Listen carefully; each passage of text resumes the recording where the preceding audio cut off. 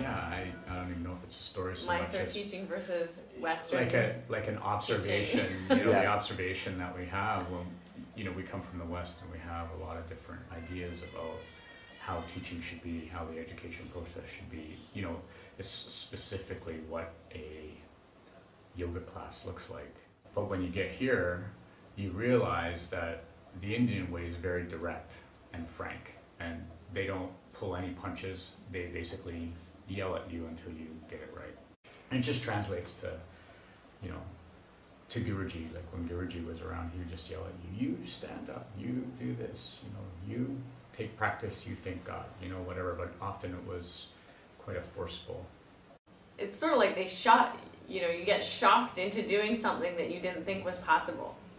And so instead of using your mind to be like, okay, I need to engage this and do this, and it becomes a very intellectual exercise, it's like something from inside of you, some kind of energy just like does whatever it is that you're working on. And you're like, how'd that happen?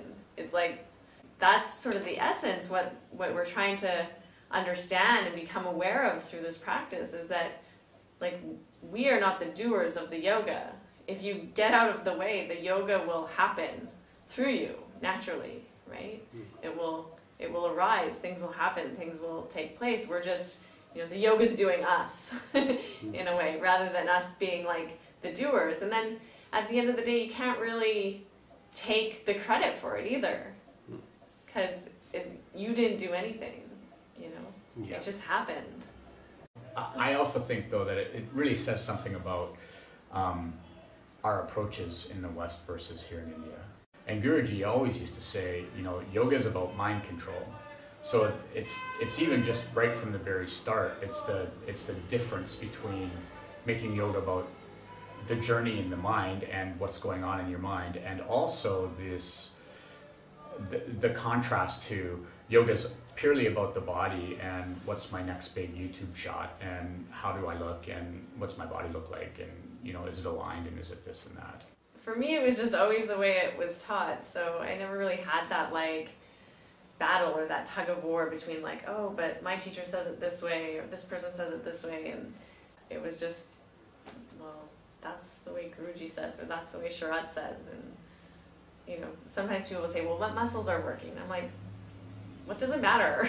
Squeeze just your anus. do what you're supposed to do. No, really, like... You know, people ask these, well, so then these muscles are doing this and that. I'm like, just push down and go, you know? Like, so for me, I've never really experienced my yoga like from an anatomical perspective. It's when I came to the practice, it was like I really felt like something is happening here, that what was going on at like an energetic level, at a pranic level, at a psychic level.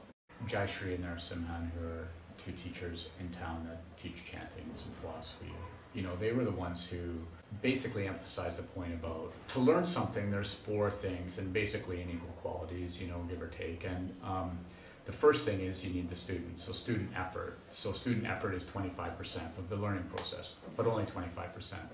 And so, you know, in the West, we're like, I'm going to do my 125%, you know, of my 25%, you know, or 110%, I'm going to put it all in.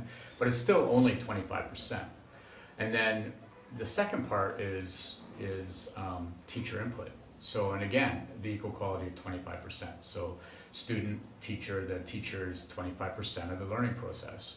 And then Sangha, the community that you're surrounded with. So that's one of the magnificent things here, which is different than the West, is that everyone who comes here to Mysore is here to do yoga. And everything about even getting here, it's like full commitment to make this the most important part of your day, whatever. So it's a different quality here at Ashtanga Summer Camp. You know, like we come and you have to you have to commit right from the beginning. And then the last 25%, and this is the best part for me, is time. I think that's maybe the biggest thing, because my first trip, the same trip where Sharat was yelling at me to stand up on a backbench, I remember doing Utthita Hasta Padangusthasana and looking, I mean, you know, like my drishtis all over the room. And I'm like, this is a freak show. Like, this is what I was sort of thinking my first trip. And you know, 6, 7, 8 years later, you know, 9, 10 trips later, you're like, it's been more of a gradual process of letting go of some of my preconceptions and trying to work with those, and just really allow the time factor to kick in. Listen to what people know from this community, because there's so many good practitioners, and they had all kinds of wisdom, you know, a bit like what you're doing with these interviews. Yeah. I think if you want to maintain any kind of practice, I mean, but this practice in particular, over the long term, you have to learn how to practice in a way where you're not causing pain to yourself on a daily basis. And it's day to day. Yeah, and learn how to make the practice a more nurturing practice.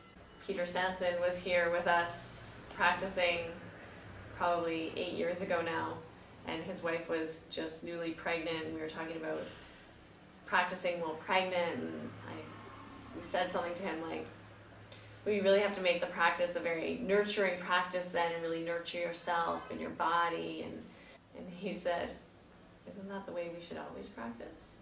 And something really clicked for me then. Even then, just going through becoming pregnant myself a couple years later and practicing through that, and then afterwards, it really changed the way that I was practicing also, where it became much more about creating sort of more of a holistic feeling within myself, like bringing things together instead of trying to like pull things apart, if that makes sense. You know, it was really about like trying to keep that energy inside and hold that energy through the practice rather than like expend it, so that at the end of the practice I would have more energy rather than less.